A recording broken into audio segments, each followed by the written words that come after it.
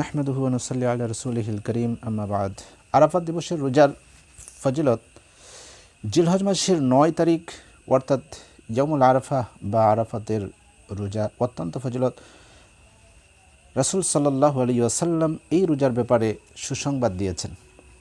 আল্লাহর রাসূল সাল্লাল্লাহু আলাইহি সাল্লাম সহিহ মুসলিম হাদিস শরীফ 1162, সেখানে বলা হয়েছে, আল্লাহ রাসূল বলেছেন যে সিয়ামু ইয়াউমি আরাফা আহতাসিবু আলাল্লাহি আন ইউকাফিরাস সানাতাল্লাতী ক্বাবলাহ ওয়াস-সানাতাল্লাতী বা'দাহ।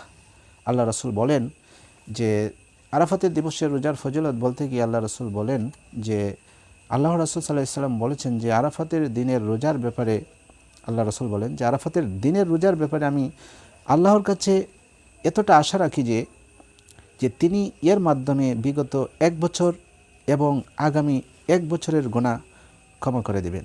সুবহানাল্লাহ। তো আরাফার দিবস তাদের জন্য এখন আমাদেরকে জানতে হবে যে কুরবানির সময় এই আরাফার দিবসটা কখন, কাদের জন্য এই রোজা। যারা হজ্জে যায়নি, উলামায়ে কেরাম বলছেন যে যারা হজ্জে যায়নি তাদের জন্য এই রোজা রাখা সুন্নত।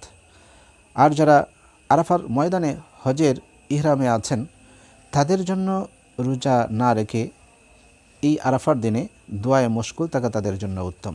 সুতরাং এই রোজাটা রাখবে যারা হজ্জে যায়নি, যারা নিজের দেশের বাড়িতে আছে তাদের জন্য এই রোজাটা রাখা হচ্ছে সুন্নত।